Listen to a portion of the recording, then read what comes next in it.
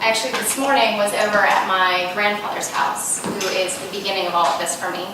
And he's 92, still with us happily. No longer can see because of the nature of jewelry making and some of the chemicals that we use and proximity to flames and torches and all those good things.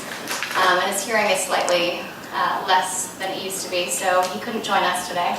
But he's very grateful to be appreciated as well. So I come from a family history that is an Alaskan 4th-generation gold nugget jewelry business.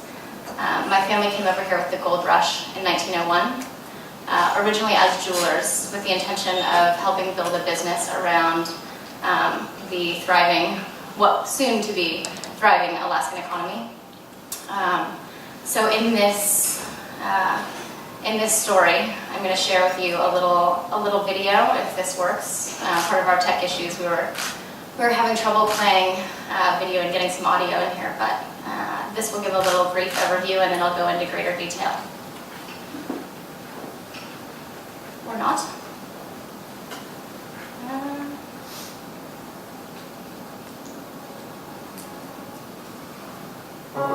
There's a story behind everything that everyone's wearing. It becomes personal the second you put it on your skin. It becomes part of you. You can remember where you wore it, or why you bought it, or how you acquired it. My name is Blair Lauren Brown, and I'm a jewelry maker, 4th generation. My grandfather's right-hand production artist trained me in jewelry production. It was just natural for me.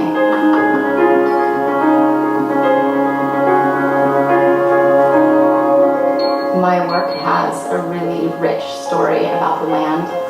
When I look at a piece of raw gold, I can tell what kind of land it came from. It makes the process of creating and working with something so much more intimate. For every season when I'm designing, I know the story that I want to tell, but I'm never quite sure how it's going to come out because it's about the materials that I'm able to bring to the table. I still have relationships with the mines that my family had relationships with. I still source all of my gold from the same families. That makes the process of what I'm creating so personal from the very beginning. If I didn't have my family history, if I didn't have my relationships with the mines, if I didn't have my Alaska upbringing, none of this would be here. None of it would be possible. Gold and silver and diamonds, they're some of the oldest things on earth. And there's an innate connection to that. It's all part of us. So how can you not be connected to it? How can you not feel it?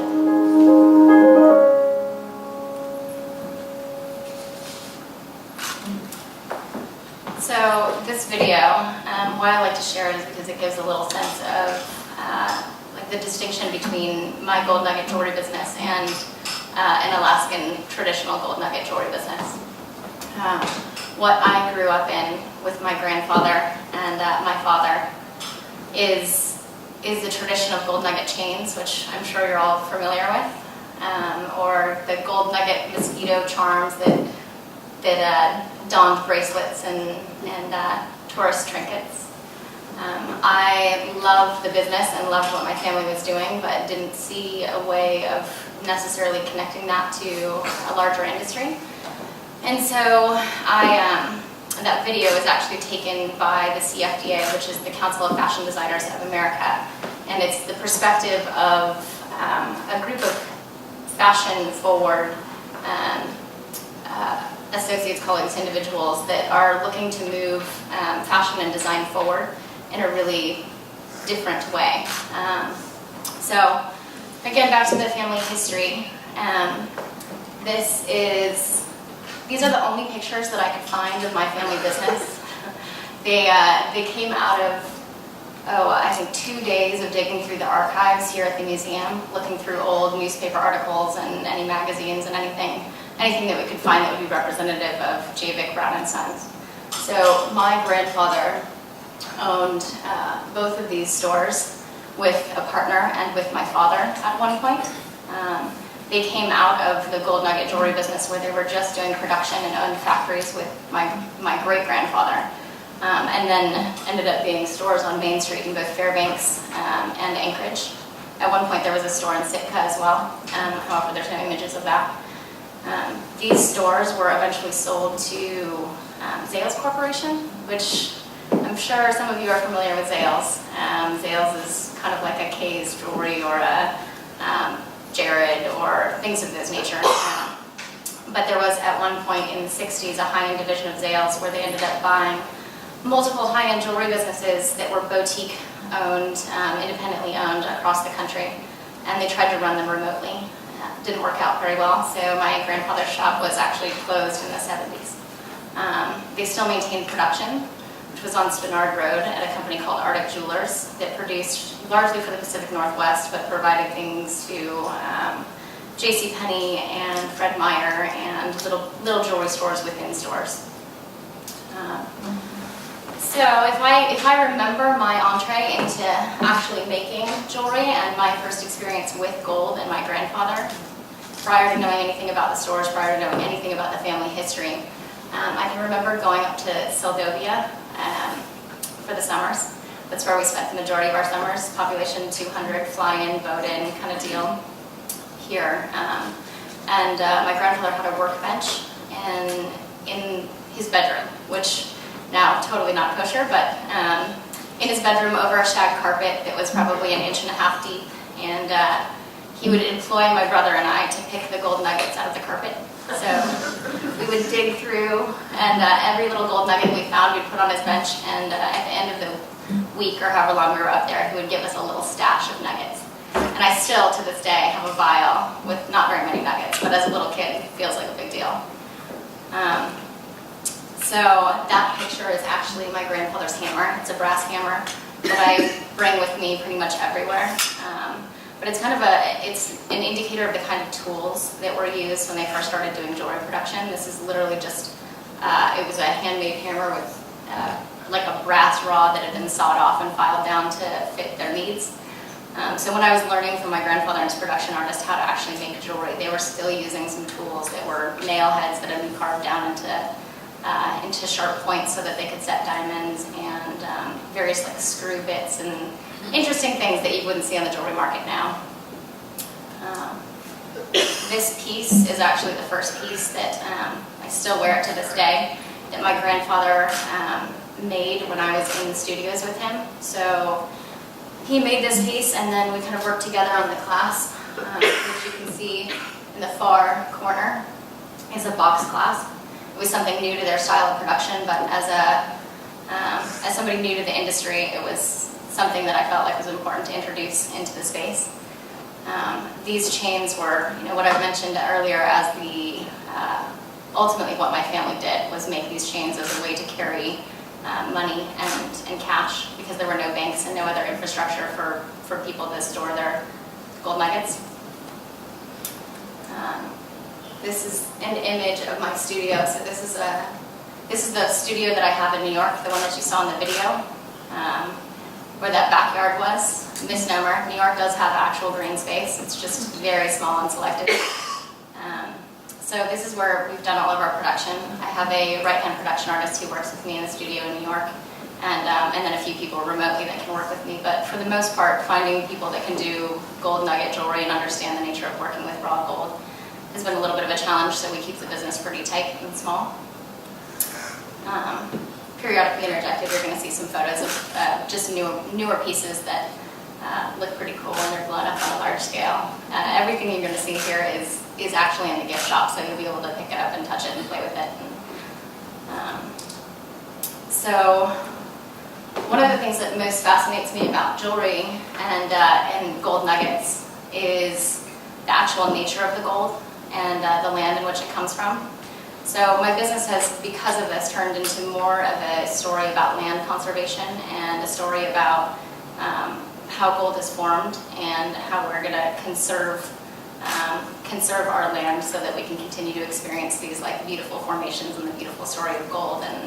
And so oftentimes I find myself using images of alluvial plains and the story of alluvial gold as a marketing tool. I know I haven't spoken to an Alaskan audience before, so I feel like I'm going to be telling you things that are probably really redundant, but I'm going to give it a shot anyway. For those of you that aren't familiar with the nature of a gold nugget or what a raw gold nugget is, it's gold that's been formed by waterways passing over the gold and creating these undulations and unique kind of forms. So if you see up close, every single gold nugget is completely different, and all the forms are kind of rounded surfaces, and it's because these gold nuggets are actually originally from lode gold, which is the gold that we find in open pit mining. But when waterways pass through open areas of land, it pulls everything, like erosion, from the sides of the land and pulls it down into a waterway and washes it down over itself. So like pebbles turn into sand eventually. That's what's happening to gold nuggets. And so nuggets are actually far more rare than any other form of gold. They're often referred to as placer gold. I think that's probably a more common term here. I use the word alluvial gold because it's a much cleaner reference to the alluvial plains and what water looks like when it's running through deltas and plains in traditional geography class. So a couple of facts, and I know some of this text is really small, but people often ask me for presentations after the fact so they can go back through details, and I'm always happy to share any presentations or any information, because I think the more people that have this information, the more people share it, the better. So some of the interesting facts about gold nuggets are that only 2% of the world's gold is actually found in alluvial form, and they say that over 98% of that has already been mined. So that leaves a very, very tiny fraction for us to work with. And coming from a conservation standpoint, it's also an interesting conversation to have, because I want to be able to work with the gold, and I want everybody else to be able to work with the gold, but at the same time I want our land to still be preserved in its best way possible. So because of that, I exclusively work with Alaskan gold, because I trust that our principles and practices in Alaska are much more conservative and considerate than they are in the rest of the world. There's been some major movements in the jewelry industry to work towards clean mining and fair mined gold, but it still doesn't mean that the environmental regulation is up to snuff. Alaska has a really good land management system that's been in place for over 120 years now, and I think we could be a really great example to the rest of the world. Another interesting fact, which hopefully you'll make it over to the store and I can show you some of these gold nuggets as well, and I'll show you some pictures of the larger nuggets. Nuggets that are the size of a robin's egg are considered more rare than a flawless 5-carat natural blue diamond. So I've grown up in the jewelry industry, and I've spent the better part of 15 years back and forth in New York in the diamond district, and I have never seen a diamond that big.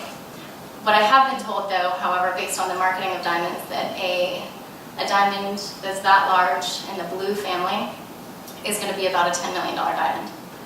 So if we were to value nuggets according to their rarity and size in gemstone quality, it would be very expensive, much more expensive than we charge for it. So I started to talk a little bit about some of the considerations for the land, and while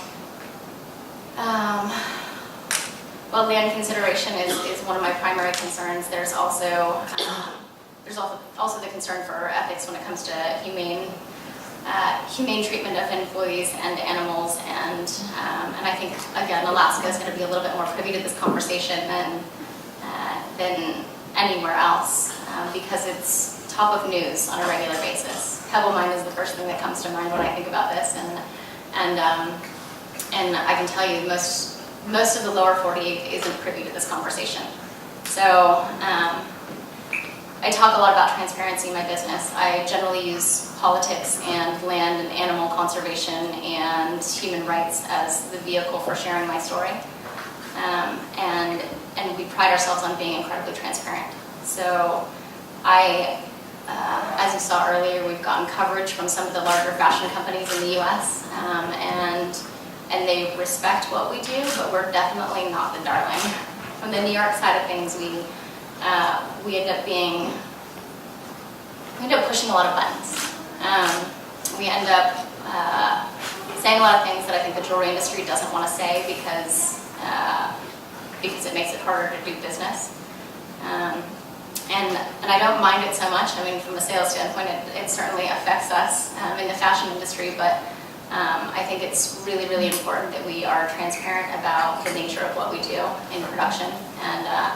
And so we support a lot of nonprofits, and we work with mining companies to figure out what the best solutions are, and we work with nonprofits that work towards helping jewelers become more efficient and kinder in the industry. So there's a lot of things that we do on the back end that I think are pretty interesting, but again, become a little bit of a challenge for the fashion industry. So these are just a couple of the nonprofits that we support through our work. Every one of our pieces that's sold, 1% of sales goes back to Earthworks Action. And Earthworks Action is a nonprofit organization that supports all of those things that I previously mentioned. We support the AIDS benefit in Telluride, which is important to us because it's one of those mountain town communities that's very connected with what we do up here in Alaska. I'd say our largest markets and the people that are most interested in us come from resort towns and outdoor communities. The Breast Cancer Fund, we support their mountain climbs and their initiatives for supporting clean production. So they're kind of an anti-plastics and healthcare based organization, and it's also about supporting women. So we have a whole collection that's designed in supporting this community. And then we have another collection called the Retailer's Choice Charity, where anybody that we sell to will match their donation. So if they're donating to an organization that's local to their community, we'll match that donation with our product sales.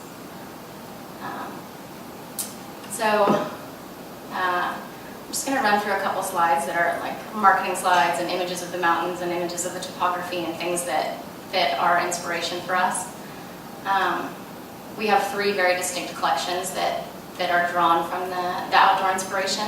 We have our mountain range profiles, which are these guys here. There's a profile of Denali and a profile of Long's Peak. So these are all mountains that are over 14,000 feet.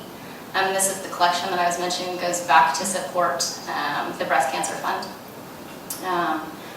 This one here is our Alps mountain range, and like I said, these guys, they're representative of mountains, but they're not necessarily like the mountain itself. It doesn't need to be too literal to be beautiful, I think. This collection here is our Devoted collection, which is kind of like a bridal collection, but without using those terms. We market towards a community that's interested in being devoted towards something, and it could be you're devoted towards the land, it could be you're devoted towards a person. These are some of our one-of-a-kind pieces. You know, we do some very traditional gold nugget work, like the earrings that you see on the far side, but then the rest of these pieces are derivative of the design that we're interested in, but trying to branch out into other pieces like the diamonds and the sapphires on the far side. Here is an image of a nugget that is considered a robin's egg. And you can see all the interesting inclusions in there and all the different minerals that you'd see in alluvial gold. Just kind of nice to see it up close and personal. So I'm going to skip over this slide and get back to it in a little bit. Here's another nugget that's also about that size. And they have such different character between the nuggets, which I think is really cool. More pieces from our collection in our 14 karat and then our 24 karat. And then just some of our Devoted collection women's bands. Lots of nuggets, lots of inverted diamonds. All of our diamonds come from tried and true sources. Again, we've got another 4-generation family business that we work with. So we know that our sources are totally vetted and safe and clean and ethical. All of our diamonds actually are Kimberly process certified, which means that they're conflict free, and that's a certification that runs across the entire world. So in jewelry, that's kind of the best certification you can get for diamonds. It's not a very transparent industry, so we're doing the best that we can in that space. Some more of our pieces. The piece that's on a chain there is actually a style of setting that we've trademarked. It's called the press set. or we can use recycled, refined metals, or a customer's metals and set diamonds, and every single setting is completely different, but kind of reminiscent of the undulating forms of gold nuggets. And some more of our one-of-a-kind pieces. From your angle, I don't know how well you can see it, but there's a bunch of different colors in all these diamonds. So the raw spectrum of diamonds include everything from red to pink to yellow to green. The red diamonds, for instance, on the far end are actually diamonds that were found near copper mines. And so you can see red flecks that are exaggerated in the crystalline structure of the diamond. The green ones are found near nickel. There's a lot of really interesting characters to these stones. And I won't geek out on you right now, but you're more than welcome to ask questions about the finite details there. Again, more nugget pieces of press sets. And then on to our newest collection, which is largely red salmon leather. Some of you who've met me over the last couple days have heard me talk about salmon leather, and I brought some samples that will also be over in the gift shop. But right now we're trying to expand our materials outside of just diamonds and gold, and looking for things that are very uniquely Alaskan.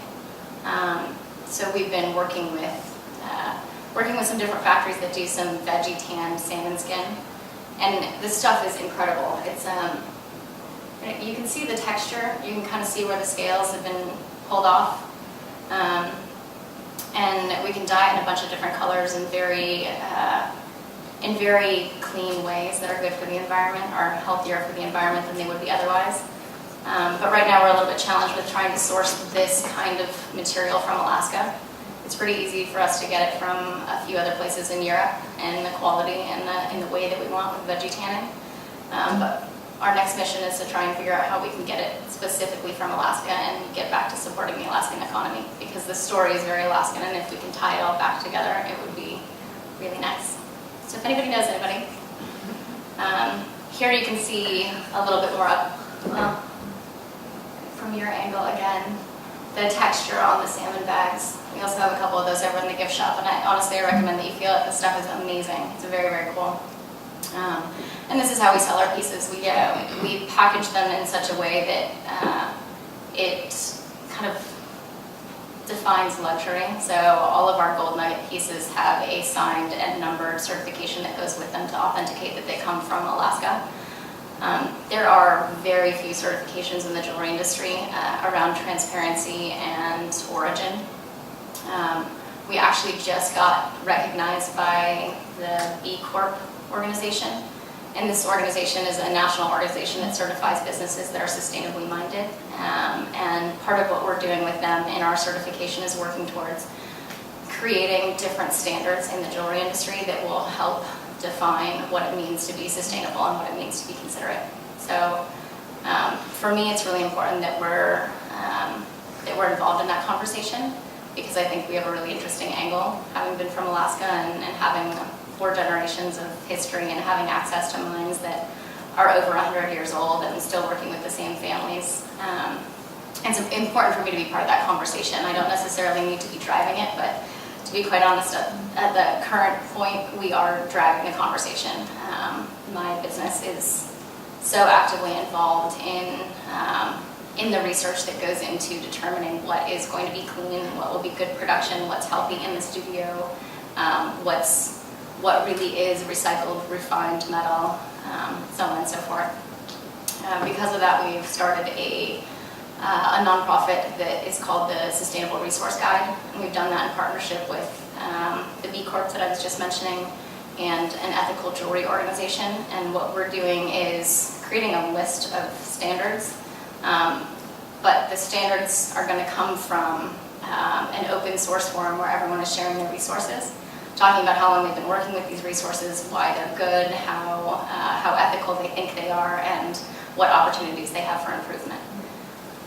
So that's one of our big steps in that arena. And then our next big project in that space is called the Gold Collective, which is an initiative that also involves those organizations, but it actually all comes back to Alaska. So that initiative is we'll be in partnership with some gold mines that my family's been working with for over 100 years, and in partnership with the larger organizations that connect to jewelry and fashion. And what we're doing is buying futures of gold, raw gold that's from Alaska specifically, and recycling them back into the jewelry market. Right now, people are buying what they call fair trade gold in order to be considered sustainable and green. And this fair trade gold comes from outside of the U.S., where the environmental standards are a little bit lower, meaning that there's more mercury and cyanide being dumped into the waterways surrounding the gold. So we're trying to control that market a little bit more, and that will all start to come to fruition in the next year or so. But again, it's bringing money back to Alaska and supporting a way of life that has been considered of the land for quite some time. More images of some of our gold nugget chains and kind of how we're diffusing this and telling the story in a different way than has been told before. So the bottom three images are very traditional gold nugget chains as made by my family and basically how I was trained to work. And then right above it, what you see is black. The black metal is actually, they're duplicates of nuggets, so they're replicas of really cool nuggets made in recycled sterling silver, and then they've all been oxidized with hot springs water. So rather than using sulfur or other chemicals, all of our samples are actually dunked in hot springs and then waxed to keep the patina on them. So that's one of the other ways that we're trying to we're just experimenting with different processes and trying to bring them to the commercial market to see if there's ways that we can scale in a way that's going to be a little bit cleaner, a little bit healthier, and a little bit safer. I could go on and on and on about all of these details, and I'm trying to keep some of them brief so that I can let you all ask questions about things that are more interesting and more relevant to you. And I think that's the direction we'll go now. We can just open up the floor to any questions, and I will ask that if you do have a question that's a little bit more personal, because I will be here for the next couple hours, that you just bring it over to the store, and we can talk a little bit more intimately. But any questions that you have about the family business or the history or sustainability, I'm all ears. Go ahead. Blair, my name's Lori. Do you see a change in the small-scale placer miners that you've sourced in years past? Are there more or less?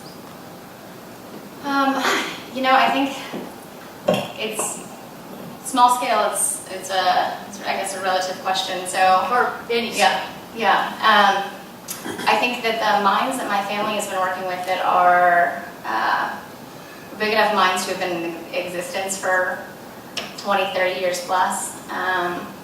It's still a financially driven business. They run by the EPA standards, and if they break any laws, they hope not to get caught. There's still not a lot of accountability. And they're driven by financial tides. So, one of our largest providers, who I'm actually working with on the Gold Collective, is really open and really transparent about what they're doing, but they know that they could be better. They recently shut down one of their mines that had been in operation for 30 years to go start mining a piece of property that they hadn't touched in over 50 years. And they're all they're far up north. They're not very accessible. There's not a lot of transparency because they're all private too. So what we're doing is trying to open up the communication so that they will be a little bit more accountable. So next year when we do our Gold Collective research, what we're doing is flying a team out to Nyack, to these private mines, to video everything. We want to capture it all and do kind of a mini documentary and tell the story of what it looks like from beginning to end. I think on this really small side of things, I think people are still really excited about gold, and we're still seeing new small-scale mines kind of pop up here and there. It's been really interesting being in the lower 48 because I hear more about the conversation down there just naturally than I do what's going on up here. And in California, I had a moratorium on gold mining for quite some time. I can't remember the exact years, but now that the doors are opened, there's every little mom and pop you can imagine going out and backyard this or guerrilla mining that. And I actually hear a lot about guerrilla mining in California, just because the price of gold has been going up so much.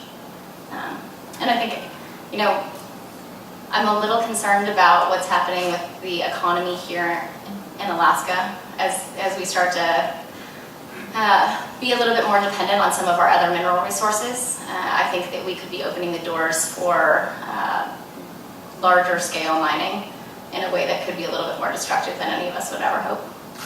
I actually just had a conversation with somebody, just dinner table conversation in New York, which blows my mind.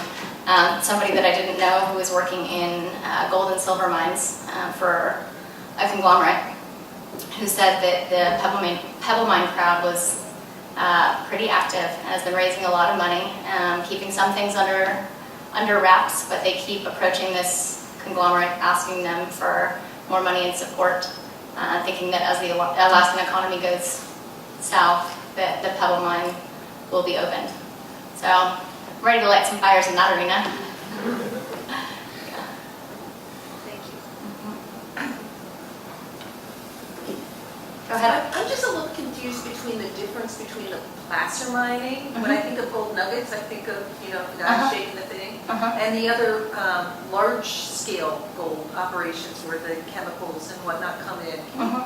Do you use both in your work, and can you make Absolutely. that distinction for me, please? And I, so starting from load gold, which is, load gold is the gold that we find in open pit mines. I think the greatest example of that was this show that they did on Discovery Channel for the Australian mine that was like 2 miles deep into the ground, and they're running these giant rock trucks carrying loads of just ground up to a crusher. And what's happening is in a load mine, they are pulling hard rock, it's hard rock mining, out of the ground and just removing it all from an area where they've proven that there's gold sources. And they run it through a machine that crushes all the rock into like little tiny bits. And in order to extract the gold from that rock, after everything's been crushed, they have to run it through a series of chemicals. So it's kind of a crushing and cleaning and crushing and cleaning, and then all the chemicals get run into a leach field. And then that, whether it's blocked from the rest of the land or whether there's something that's filtering the leach field, inevitably, because there's little accountability, everything ends up going back into the land, and that's cyanide and mercury. And those things are changing a little bit. And like I said, more highly regulated in the US, but the larger open pit mines that we should be concerned about are the ones that are international.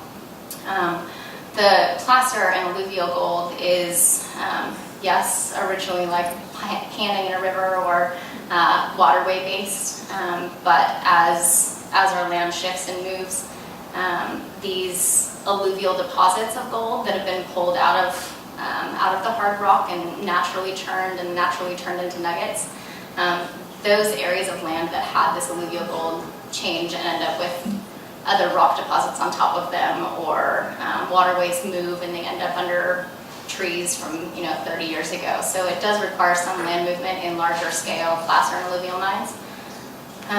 But mostly that is kind of dredging and moving water bodies through, if you see the pictures of the, totally drawing a blank on names, maybe some of you can help me out there, the sluice boxes and panning, yeah, so that's the smaller scale of alluvial. And when it comes to our production, what we do is we source only gold nuggets from Alaska, and then all of our refined metals that we use are actually, they come from one provider who's another 4th-generation family business that is, they're the only certified green refinery for metals in the US.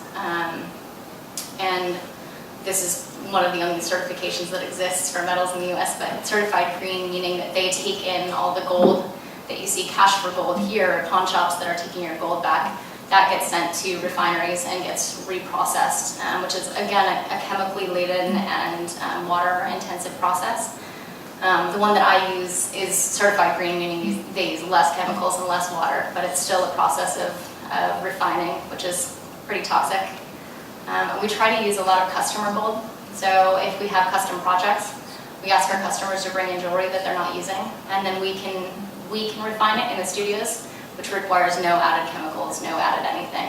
It's just pure in the same form that it came to us, melted down, and then that's how we do our press settings. So the settings that I was talking about that are proprietary to us, like this one here in the center, where it looks like the gold is kind of forming around the diamond. It's exactly what it is. It's just a customer's gold that's been chopped up into little tiny bits and then melted around the diamond. So that's basically as green as you can get in the studio. We try never to send anything out because that refining process is still a little bit toxic. And there's no research at this point that indicates that there's a better alternative. So that's how we ended up trademarking this whole process and hoping that it's something that we can share across the industry once we figure out exactly how to control it a little bit more.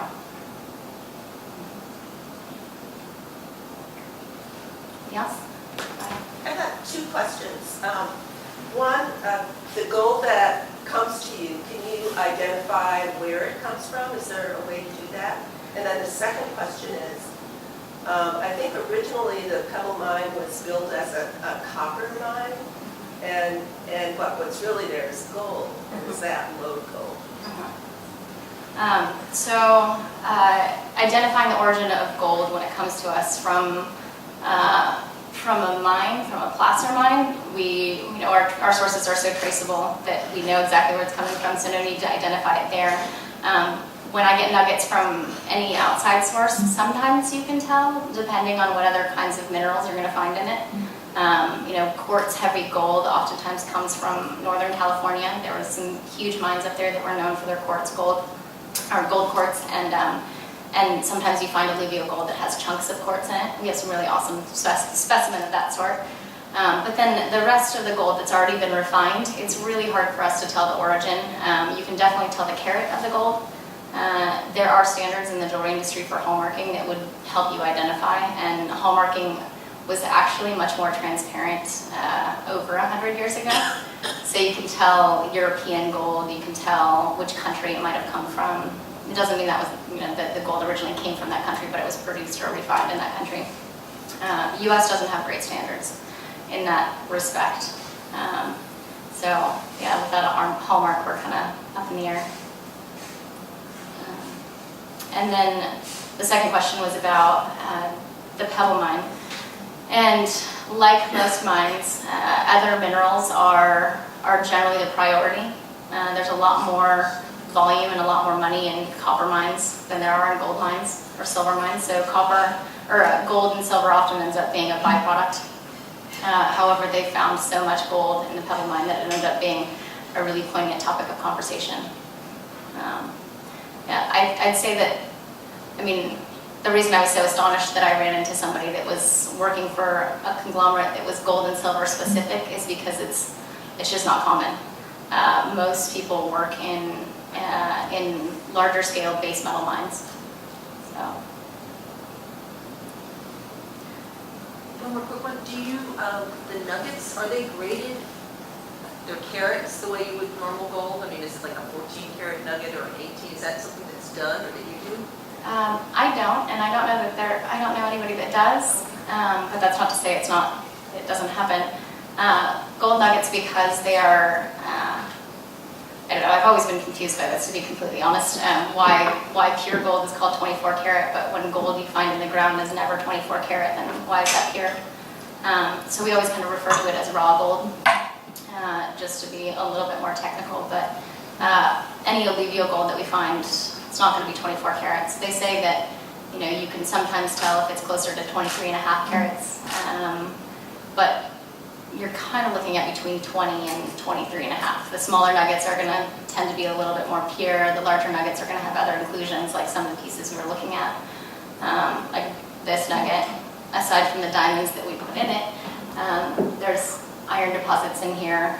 I might have an image of some with, I know I've got some in the gift shop that have actual pieces of quartz in them, because it's just, it's part of what broke off, and that's what degrades the purity, they would say, in the nugget. It doesn't mean that it's actually mixed into the gold. Often these nuggets too have other minerals that are mixed in with them, so you're going to find silver in them, thus you're going to see a little bit lighter of a tone, like a little bit greener of a nugget is going to have silver in it, which would reduce the purity closer to a 21 karat or 22. Any Why other don't you questions? talk about your design process a little bit more? How many pieces do you guys produce in a year, or the schedule, or season? How big's your team? You said 2, I thought you mentioned 2. Yeah, so things are changing dramatically for me right now. I'm actually trying to move a lot of my operations out of New York. We moved to New York to build the business so that we could have representation in the fashion market and internationally. And we do now. We sell internationally and we sell a great deal online. But we have 3 really distinct collections. One of them let's see, rewind this a little bit. In 2006, I decided that I was going to start a jewelry line in the fashion that my parents started a jewelry line. So I moved to New York with a bunch of really big gold nuggets, some crazy samples, and nuggets that were bigger than these robin's eggs nuggets, and they were $600 an ounce. Now gold is $13.50, kind of averaging out over the last couple of weeks, more than double. So I built out this whole sample collection as this fairly naive little 23-year-old girl, moved out to New York, decided I was going to go big in the fashion business, and got into a couple great stores, and the economy tanked and so did my business. So I took all of my samples, moved back to California, and started from scratch again, doing other things, learning more about marketing, learning more about the fashion business, learning more about how I could saturate a market with an interest in sustainability and have an impact in a space like fashion. Because fashion is, from a use and abuse standpoint, pretty gnarly. There's more waste in the fashion industry than in almost any other industry. I think they're second or third, mining being the first. So I came back to the market 4 years ago with my first collection, which was this right here. So these are 14 karat and sterling silver mountain profile rings. The whole collection was built around this very strict marketing philosophy that you needed to have a certain amount of product in order to interest the market, and then you needed to have some very forward pieces in order to make a statement. And so these guys, the top one is actually the profile of Denali and Foraker, and they're representative of mountain ranges, but they're not, it's not very technical, and it's not to scale, and it's not, it's design. And so, like I said, my inspiration coming from the mountains and coming from the land, I tried to make this come through in the work that I did.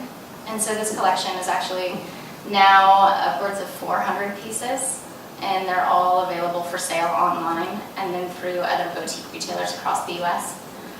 Because it's only 14 karat and sterling silver, we don't sell this collection internationally. So our volume of sales here is large, given the size of our business, and mostly focused on the U.S. But not to say that it's a big business. We just have a great diversity of pieces. And again, it was designed to be scalable. My whole intention in this collection was to build enough capital in the business that I would be able to build out the rest of the business the way that I wanted to without having to seek outside investment. And so I slowly started turning this into one-of-a-kind pieces, like the one that you see here with the 2 mountains and the press set in the center. So those pieces started to be a little bit more sought after and create a lot more press for us. And it evolved into what I call the Devoted Collection, which was these pieces. Again, all one-of-a-kind, all natural materials. Some elements of them were duplicable, but designed to be custom, because the bridal market is really where all the money is at in jewelry. Much to my chagrin. It's fun though, the custom pieces are really fun, and so we don't really carry inventory in that. We stock about 20 or 30 pieces that are constantly changing. If somebody buys something, then we make a new one just to have inspiration. And then the third collection is the Alluvial Collection, which is the introduction of the salmon skin. So those pieces, they start here where we started doing a diffusion of our raw gold, which the gold band is actually gold nuggets, and it's a bracelet. And then the silver band is it's sterling silver that's been oxidized in hot springs water, but it's an exact replica of the gold one. So this is the collection that we've designed for the international marketplace because it's 18 karat plus and fine sterling. and the international marketplace won't buy 14 karat, so it's specifically for that space. And that's where we started integrating salmon leather as well, because in order to play in the fashion market, in order to play internationally, in order to move that kind of volume, you have to have a variety of materials because it's seasonal. Whereas jewelry just in general can be, you have a collection that sells as it sells. You don't have to run on a seasonal schedule. These pieces, which all have some sort of one-of-a-kind element to them, have to be produced 2 to 4 times, or a collection has to be produced 2 to 4 times a year. So we do big shows, like right now we've got people showing some of our work in New York for New York Fashion Week. And then I would be flying to Paris for Paris Fashion Week to show this collection. However, we're here and having more fun.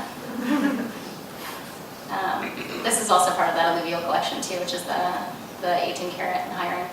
So 3 collections, but the first one is sold online and locally, and then the second one, the devoted collection, is pretty much custom only, and then the third one, we don't really display images of that anywhere, so it's on show-by-show basis and relegated specifically to our retailers. Because the nature of one-of-a-kind in the fashion space is that you get duplicated quickly.